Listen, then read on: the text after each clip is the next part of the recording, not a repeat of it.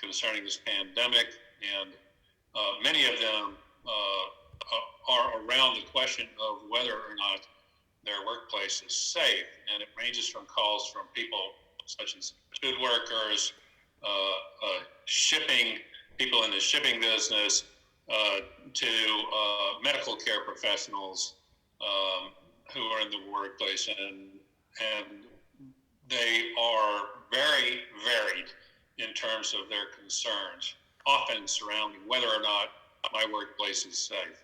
Basically, what it boils down to is a potential concern under OSHA, the Occupational Safety and Health Act. Workers have a right to work in a safe workplace. Now, normally, things like social distancing, wearing face masks, that sort of thing, they're not your everyday workplace concerns. Now they are. In where the federal government, the president, the Centers for Disease Control, and our governor are all telling the public that they should engage in social distancing, where the CDC is mulling over whether or not people should wear face masks when they go out in public and those sorts of things. The question of what constitutes a safe workplace is becoming very fluid. Obviously, in a hospital setting, in the setting of any medical care facility, face masks should be worn. But more nuanced questions are arising. For example, when a person who has a disability that affects their immune system, that causes them to have a lowered immune system, and therefore, under the guidelines we're all seeing, more susceptibility to COVID-19.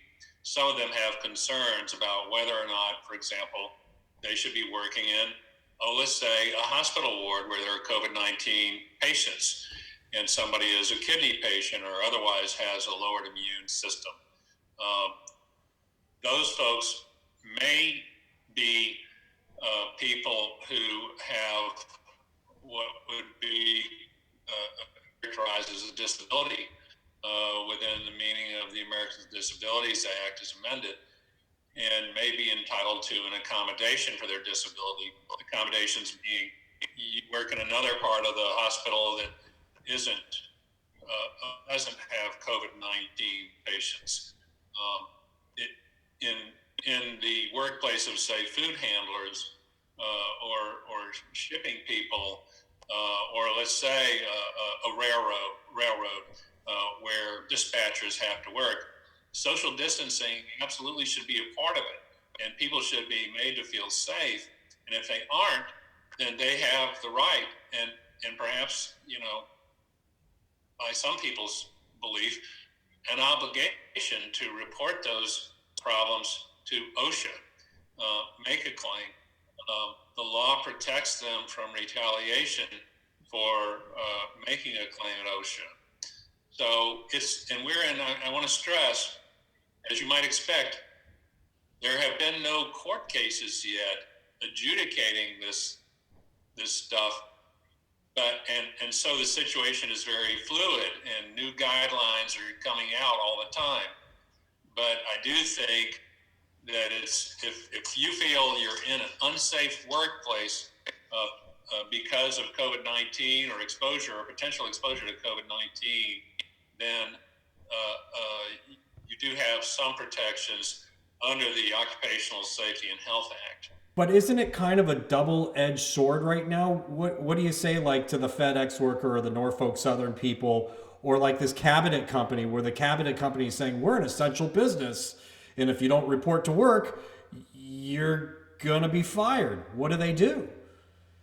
Well, first of all, whether or not something is an essential business now, at least in Atlanta, is governed by the mayor's order, which came out the other day. The governor is, I believe, right now getting ready to sign an order that's going to say what an essential business is, every employee should look at those orders to see whether or not they actually work in an essential business. And by the way, every employer should too. A cabinet making company, I have a hard time believing that's an essential business unless they're making cabinets for hospitals that are, building out to handle this pandemic. So, what is and what isn't an essential business is going to be defined either by state or local ordinance. And one should look at that. But having said that, social distancing guidelines still apply. Taking precautions still apply, and employers still have a duty, whether they're an essential business or not, to make the workplace safe